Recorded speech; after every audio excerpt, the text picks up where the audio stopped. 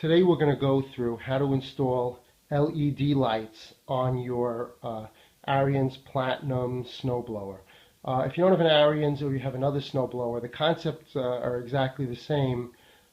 Basically, we're going to be installing LED lights on a snowblower that already had a light. Now this is a 12 volt 20 watt bulb inside. It's a halogen bulb. And the problem is at night it really doesn't put out much light. And it's very important to have a lot of light when you're snow blowing because first of all it's difficult to see, and you are pushing around a 220-pound monster snow blower. With this snow blower, the engine is about 1/3 of a liter. It's very powerful, and you want to make sure you can see that you don't bump into something. You could break the impeller. So what I've been working on is putting on these LED lights. And there are other videos on the internet where they show you how to do it. I thought I'd give you a little more detail so that you could clearly and easily do this. It really isn't that difficult. I can tell you, I am not an electrician. I didn't find this to be that difficult. I'm a little handy. If you're a little handy, you can do it. And as I say again, I'm not an electrician. And certainly if you watch my other videos dealing with the timer system I put in my house, it seems that everybody agrees I'm not an electrician. So I can tell you that you still, even if you're not that handy, you can do this. So first thing you'll notice is I installed these LED lights, and I'll show you what they are. They're these, I bought them on Amazon. They're tough LED lights. They come in square or round. I don't know if the square would look better. The round ones look good. And they're, I'll give you some of the information. 27 watts each, 1950 lumens. It's very low power consumption, quartz lens, cast iron, cast aluminum, quartz lens, wide operating voltage range, low heat, super long LEDs. They probably last longer than the snowblower. Easy to mount bracket, and tough construction, can outlast supernova explosion. I don't know if I'd be able to check the warranty on that event, but I guess that's how they can get away with it. But in any event, they look really good. I haven't tried them out yet, but I thought I'd at least show you what some of the wiring looks like. First, let me get a close-up of that. You can see there are 3, 4, 5, 6, 7, 8 around and one in the middle LEDs. Looks powerful, and that should really help illuminate it. And what I do is this doesn't work anymore, this light. It's been disconnected, and I'll show you how I did that. Otherwise, if you want a review of this snowblower, you could watch my reviews. I have at least 2 reviews, one better than the other on it. I'm very happy with this snowblower. It's a horse. It really is great. My neighbor and I chipped in for this, and we're both really enjoying it. So here's what I've been doing, and let me get the light up, and I'll show you some of the things that you need.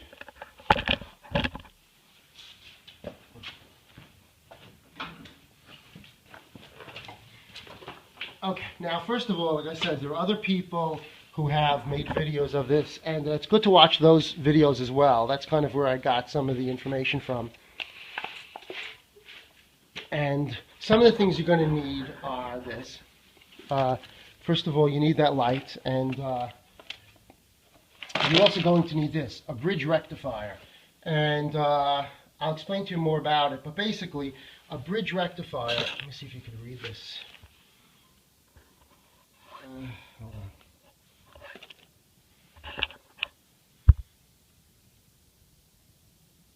It's NTE53016 silicon bridge rectifier.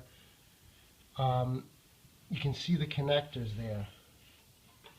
Let me see if I can get a better view.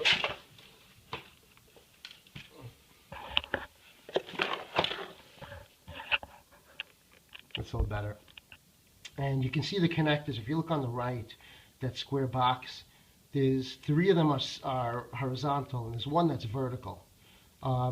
That's important because it basically, what this bridge rectifier does is, it takes the 12 volts that are coming to the to the light that's on the halogen bulb. That's coming out from the it's coming out from the motor, or actually the stator in the motor.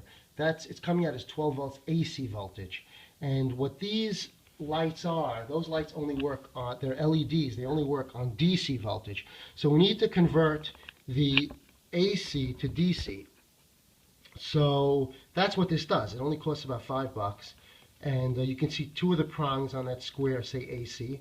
It doesn't matter which one connects to which, because AC is alternating current. Just connect to the AC coming out of the generator part of the engine, to those two.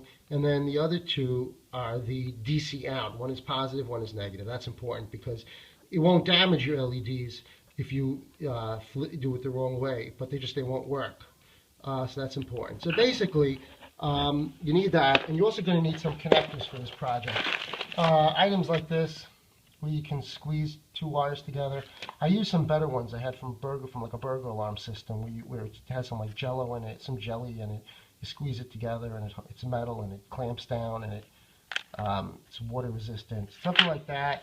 You need a bunch of these types, which are red. Where is it? These connectors, female, insulated. You can see they're insulated. Anything else? A bunch of zip ties. And just to show you what these are. These are the other now these are not insulated. You don't want to use those. Where are they? Here. These are called butt splices. Buchanan butt splices. Okay, so first of all, what I did was to install this. Hold on. I mounted this, let me see if you could see, on the snowblower. I basically, if you see the connector, you see there's a bolt that goes across here, through the plastic, onto this. First you have to drill a hole into the snowblower, put that in with a bolt underneath. And the problem was, this was the difficult part. If you see the snowblower, it goes up, and then it kind of like goes back. I don't know if there's enough light there. See? And just to give you perspective, it's on there. And the problem was reaching underneath to get that bolt on. You have to put a bolt and like a pressure nut. I think it's called a lock nut that puts like a spring, and it puts pressure on it. And reaching that is impossible. You can see from the back, hold on.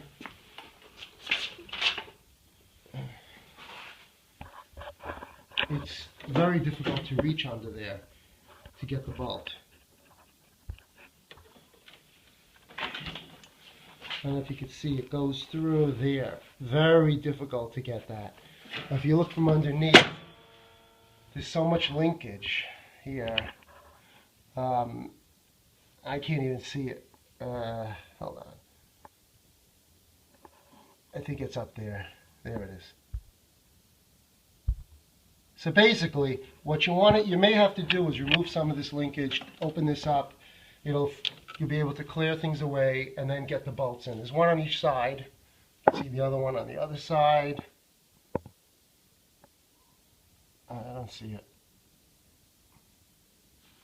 Let's see.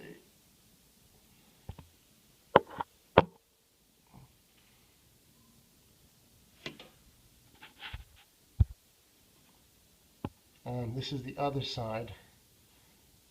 No, I don't see it.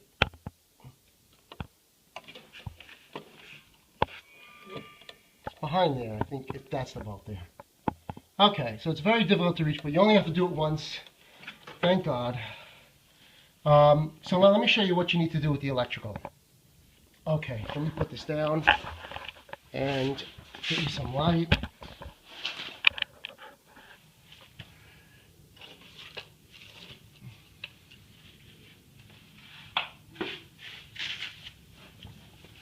Okay, the first thing I did was, if you look over here,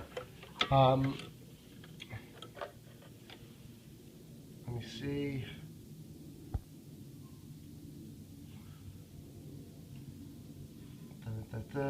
Hold on, there.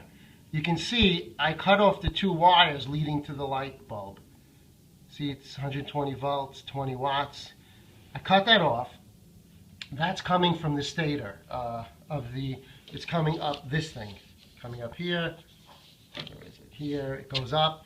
And what I did was, let me show you. Over here I cut it, and I put it in, I connected it. I had to extend it to the middle because I needed to reach the bridge rectifier, which is over here. So I cut the wire, and I really went overboard here. Each of the 2 wires, there's 2 wires, and I put them into those, I put them in crimps like I showed you, and each wire I wrapped it in good quality electrical tape. After I did that, I used these zip ties to zip it in so that nobody could pull it out if it ever got tugged. Now, what kind of wire did I use here for this connect to that to bring across to bring the 12 volts AC from that light to the bridge rectifier over here, which I'll show you. The wire that I used, I was thinking at first of using like burglar alarm wire, which will handle 24 volts, but that seemed very thin. So what I did was, I actually save, every time I throw out an appliance, I save the wire. I either rip it out, or I cut it off, or whatever. And so I found this appliance wire, which it's probably 14 gauge wire. It's just, this one just has 2, it doesn't even have a ground. The ground is not necessary. There are only 2 wires going to the light. So I took this, it's appliance wire, and that's why it's always good to save those wires. So I connected to the 2 wires going to the light. I brought it across, and I gave it 2, where is it? 2 of these female plugs. And that's going to go onto the bridge rectifier. Now the bridge rectifier, if you can see, let me get some, there it is. Can you see it? It just has a bolt in the middle. Now the bridge rectifier, I copied what someone else, the same bridge rectifier that someone else had ordered. The only difference I made was I ordered, this one is like, it says it's made of silicone. It doesn't have metal around it. It just has a metal plate in the back. And I just want to get a clear view. And basically, that, I felt that the silicone version would be more water resistant, though I'm not completely sure. In any event, what that does is that converts the 12 volts AC into 12 volts DC, which are usable by the lights. Okay, now you see the prongs, 3 horizontal and 1 vertical. So let's go back to our instructions. Okay, the 2 AC, the AC ones go on the top left and the bottom right. Let's do that.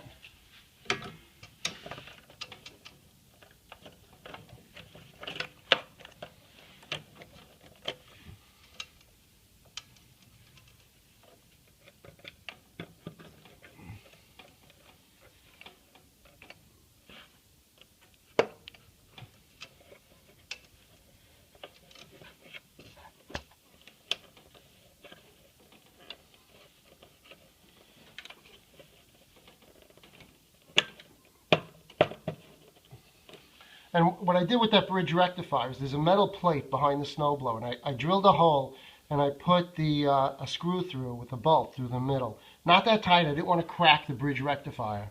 So that's the 12 volts coming into the bridge rectifier. And now we need to take that 12 volts and bring it to our lights. And for that, let me see, oops, nope, that's wrong. That's my DC, here it is. Here's the 12 volts coming in. So that can go here anyway.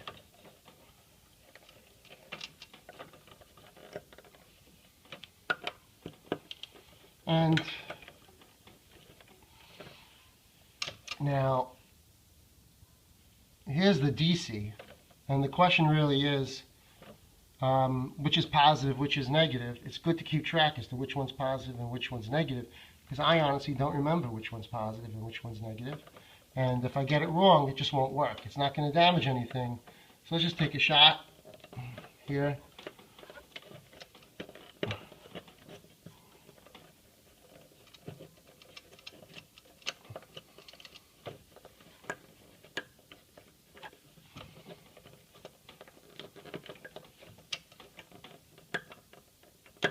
I guess it's 50-50.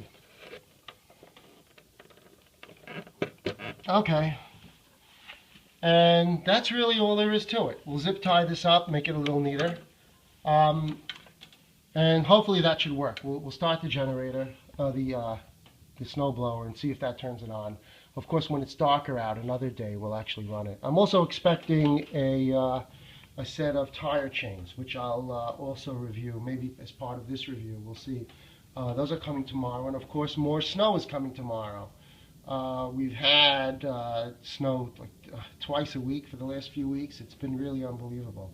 And we've had single-digit weather, single-digit temps. Nothing's been higher than the 20s. It's really amazing here. So what we'll do is let's bring it out and we'll start it and see what we can get, if we can get it working. Okay.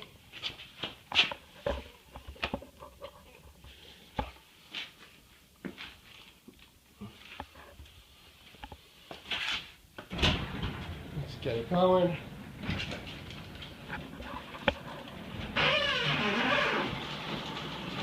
I haven't tried it yet, so I don't know if it'll work. But let's take a shot at it.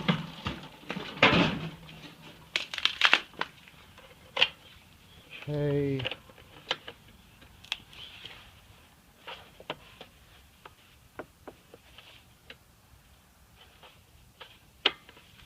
Start it up.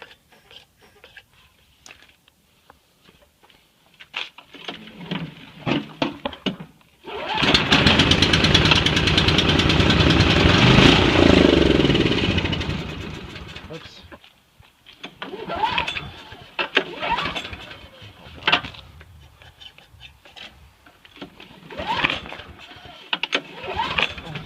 I don't know what I did there.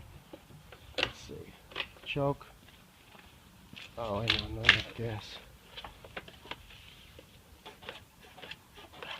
Okay, let's see.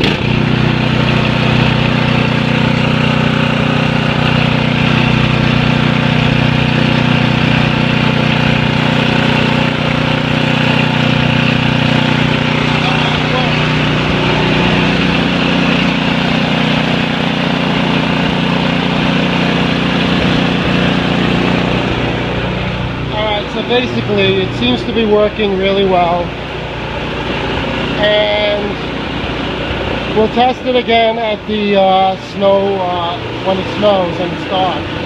The popping sound is just when you lower the revolutions. When you put it on idle, it just seems to shoot out some gas that explodes outside.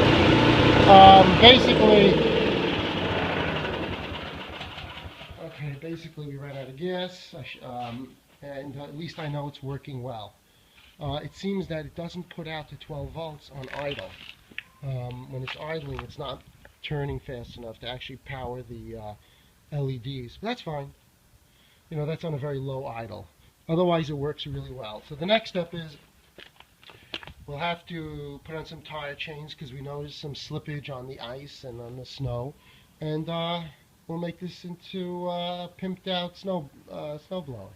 Basically, you know, we're putting in the effort because we've had so much snow, and it looks like we're going to have even more snow. So it pays to really put the effort into this and make this really work well. Okay. Okay, we're back, and we're finished with the lights. And the one thing you'll notice, we don't have a switch to turn on and off the lights, and that's because I just didn't think it was worth it, because we might as well just keep the lights on all the time whenever we're snow blowing. It just didn't make sense to run the extra wiring to a switch. We're not really saving electricity, and I think that the snowblower has enough power to run the lights all the time. It also didn't make sense just to run the extra wiring to a switch. That can just cause more problems. It's just another possible cause of problems with more wiring. So we're just going to leave. It's going to go on whenever it's on and shut off whenever it's off. And in fact, whenever the snowblower is in a low idle, the lights aren't going to go on at all because I think it doesn't make enough electricity to do that. So basically, here we are now. We're ready with these tire chains. We're ready because tomorrow we're going to have another snowstorm. No surprise. Basically, I thought I lived on Long Island, but basically it seems I live in the Antarctic because we have snowstorms now. We have snow at least twice a week, and it's really cold. So I got these tire chains, which have helped because the snowblower, the tires were slipping sometimes on the ice and on the snow. These are called, I think, the Snow Hawg. These thick tires, they're very good. And I'll show you this. Here's the chain that came with it. That I ordered. The details are in the text. They're very heavy. Each chain for a tire weighs about 5 pounds. And I'll show you how it works. You take this, and I found that I took the snowblower, I put it on top of a brick with a little cloth on top so it won't scratch it. This way it keeps it off the ground, and you have a lot of room to work on the tire. And basically you put this where you have these hooks outside. They have to fit outside. Otherwise, they'll dig into the tire and you'll get a flat tire. So basically you drape it around, and now that it's raised, it's very easy to just pull it. You want to stretch it apart as far as possible. And you're going to need to cut the link sometimes. And if you do, you're going to want to use a sledgehammer. I don't know if you can see a sledgehammer in this, I don't know what it's called, metal spike, Craftsman, to break the chain, and then you can twist it apart. It's a very solid chain, I have to tell you. I had to hit each link to break it at the weakest point at the weld. I hit each one about 5 or 6 times to cut it through, and then I used wrenches just to pry it apart. So you put it like this. You grab a hold of the bottom, and you want to make sure you've measured it before you cut it. Measure it twice, cut once. Actually, when I worked for the city, we used to say, measure once, cut twice. That's another story. That was my first job. But in any event, you get it all together, and you pull it across, and the back side is up. And what you find is, you have it on backwards, which is no good. Flip it this way. This hook, where is it? This side is what unhooks it. This should be up front because it's more difficult to put on. Okay. Put it like this. Okay. Put it on. Again, with these hooks facing out. It's a little tricky. Spread it apart as much as possible. You want it to be tight. Okay. Pull it apart. Try to get it in between the treads as much as possible. Now turn it around. and you have it up. Now the back is just a simple hook. So I don't think you can see it, but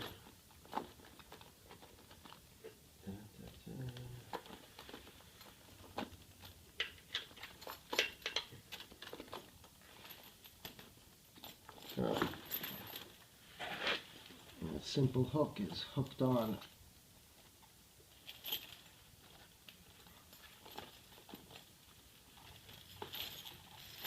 Come on. Okay. Gets all tangled. Okay, spread it out. One more time. Spread it out. There's this hook.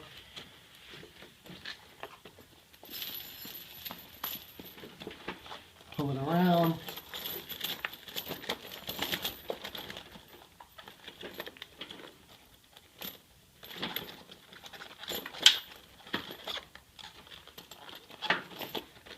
And you want to keep pulling it to make it as tight as possible. So you keep working each level, each chain, pulling it up. Don't worry if you can't get it all the way in between. That's fine. As much as possible is preferable. So you get that. And then you just hook on the back.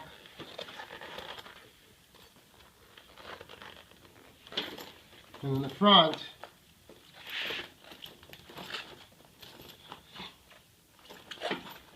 is the same thing, except this fits in here.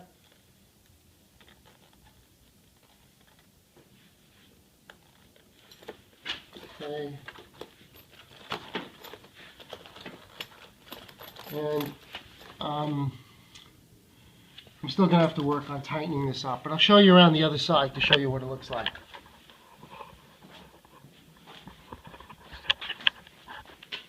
On this side, we have it done. And after you do that, you put in the center, which I've done. What I found is they give you some kind of clipping system that doesn't work well. So I've cut the chain to make it smaller and to make this taut.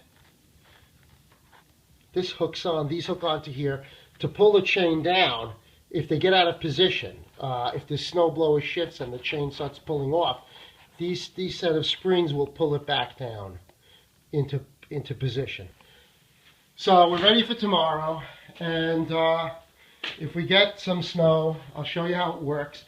But basically, this should really dig deep into the snow and really make sure it doesn't slip on the ice that's out there.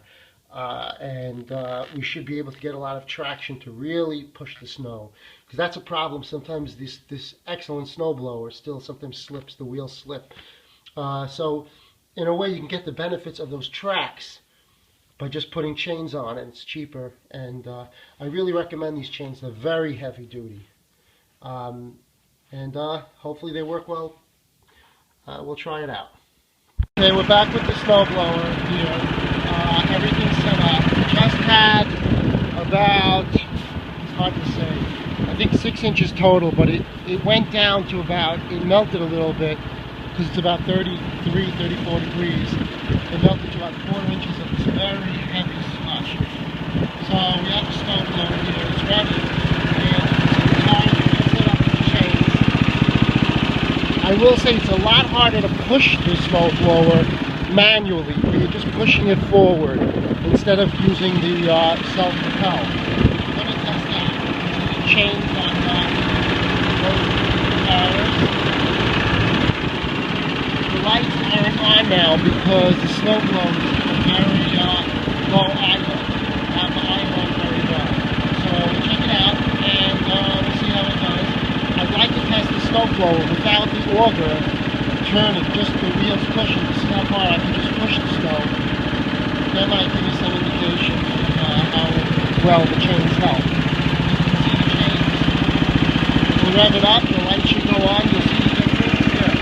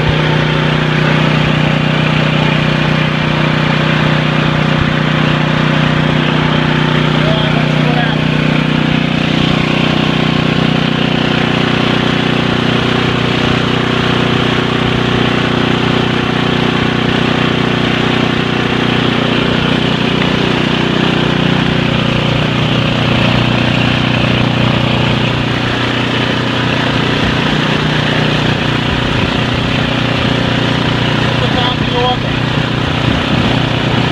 Alright, so it was able to push about all this, I don't know, about 12 feet without the auger being on. So I would say it's getting a much better grip than it did before. That's without the humidity pressure on.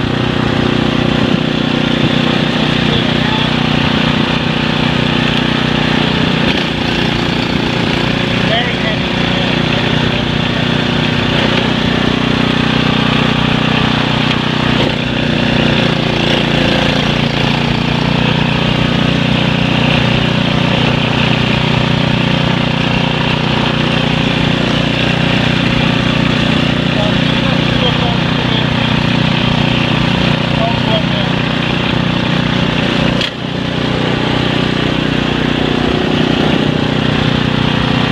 Back, and the weather on Long Island today is surprise, more snow. So we've had a couple of inches of snow. It looks about 2 or 3 inches, and we're going to test out the tire chains on the snow because there's ice underneath. There's a sheet of ice, and usually it's difficult to get a grip on it. So we'll give it a quick test. It's actually very easy to start the snowblower. Okay, give it a pull. And as you'll see, the lights go on because I don't have a switch shutting them off. And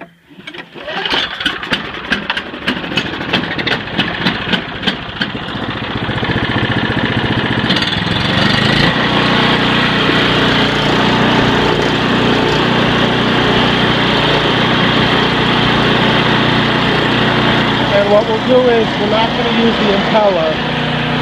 We're just going to push the snow and see how far it can push it.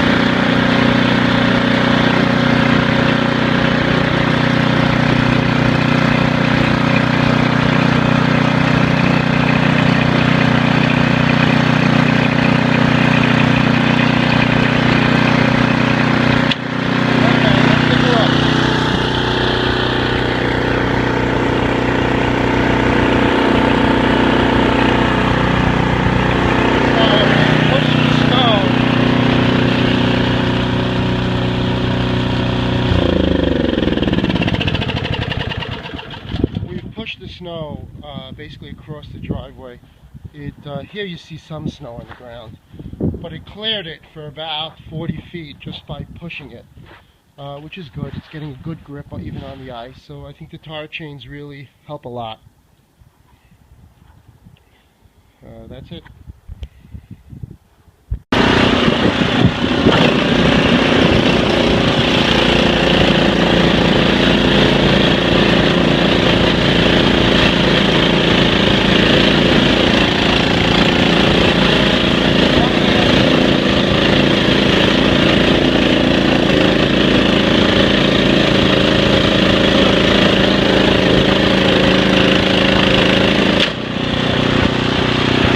Show you, this is how close you can scrape to the ground with the tire chains, because you can really put pressure on the front of it, and the chains will you push down on the front of the snowblower, keeping it down to the ground, and then the chains are able to really push the snowblower forward, so you're really able to scrape it down to the bottom.